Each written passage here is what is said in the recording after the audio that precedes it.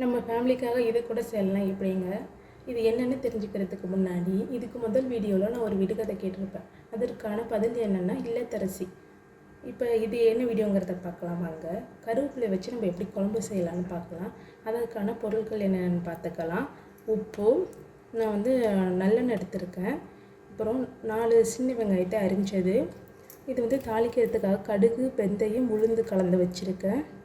உரிச்ச பூண்டு, குழம்பு தேங்காய், கருவேப்பிலை, ஒரு சின்ன லெமன் அளவுக்கு புளி எடுத்து கரைசல் வச்சுருக்கேன்.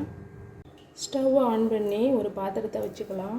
பாத்திரம் சூடானதுக்கப்புறம் கொஞ்சமாக ஆயில் சூடானதுக்கப்புறம் கருவேப்பிலை போட்டுக்கலாம். கருவேப்பிலையோட பச்சை வாசனை போகிற அளவுக்கு வதக்கி எடுத்துக்கலாம்.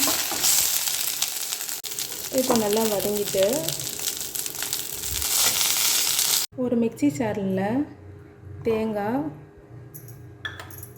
அப்புறம் நம்ம வதக்கின கருவேப்பிலை எல்லாம் சேர்த்து நல்லா பேஸ்ட்டாக அடித்து எடுத்துக்கலாம். தண்ணி சேர்த்து இந்த அளவுக்கு நல்லா பேஸ்ட்டாக அடித்து எடுத்துக்கோங்க. ஸ்டவ் ஆன் பண்ணி ஒரு பாத்திரத்தை வச்சுக்கலாம். பாத்திரம் சூடானதுக்கப்புறம் ஆயில் விட்டுக்கலாம். ஆயில் சூடாகட்டும். முடிக்கு பெரிய முக்கியத்துவமே கருவேப்பிலை தான். இப்போ பார்த்திங்கன்னா ஆயில் சூடாகிட்டு நம்ம தாளிப்புக்காக எடுத்து வச்சுருந்த கடுகு, வெந்தயம், உளுந்ததோடு சேர்த்துக்கலாம். கடுகு நல்லா பொரியட்டும். வெந்தயமும் உளுந்தும் பொன்னிறமாக ஆற வரைக்கும் வெயிட் பண்ணலாம். கடுகு பார்த்திங்கன்னா இப்போ பொரிஞ்சிடுச்சு. வெந்தயம், உளுந்தெல்லாம் பொன்னிறமாக வந்துடுச்சு. இப்போ நம்ம உரிச்சு வச்ச பூண்டை இதோட சேர்த்துக்கலாம். பூண்டை சேர்த்துட்டு அதோட வெங்காயத்தையும் இதோட கலந்து நம்ம தொடர்ந்து கிண்டிக்கிட்டே இருக்கலாம். அது ஒரு பொன்னிறமாக ஆற அளவுக்கு நம்ம தொடர்ந்து ஸ்டவ் மீடியம் ஹீட்லேயே வச்சு வதக்கிக்கிட்டே இருக்கணும். இந்த வீடியோக்கான கேள்வி: வாசனைக்கு நான் ராஜா, சுவைக்கு நான் தோழன், சாப்பிடும்போது மட்டும் எல்லோருக்கும் நான் வேண்டாம், நான் யார்? இதற்கான பதில் நெக்ஸ்ட் வீடியோவில் நான் சொல்கிறேன். உங்களுக்கு தெரிஞ்சால் கமெண்ட் பண்ணுங்கள். வெங்காயமும் பூண்டும் பொன்னிறமாக வதங்கினதுக்கப்புறம் மசாலாவை இதோட சேர்த்துக்கலாம். மசாலாவையும் இதோட சேர்த்து மிக்ஸ் பண்ணிக்கலாம். ஓரளவுக்கு அந்த பச்சை வாசனை போகிற அளவுக்கு நம்ம வதக்கினா போதும். கல்லுப்பு கொஞ்சம் அதில் ஆட் பண்ணிக்கலாம். நான் கல்லுப்பு தான் எடுத்திருக்கேன்.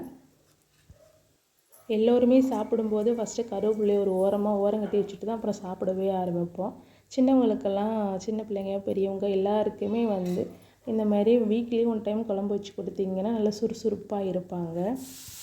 மசாலாவோட பச்சை வாசனையெல்லாம் போனதுக்கப்புறம் நம்ம கரைச்சி வச்ச புளி தண்ணியை இதோட ஆட் பண்ணிவிட்டு நல்லா கொதிக்க விடலாம்.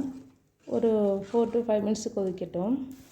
இந்த அளவுக்கு குழம்பு நல்லா கொதித்து சுண்டி வந்ததுக்கப்புறம் ஸ்டவ்வை மீடியம் ஃப்ளேமில் வச்சுட்டு நம்ம அரைச்சி வச்ச பேஸ்ட்டை இதோட சேர்த்துக்கலாம்.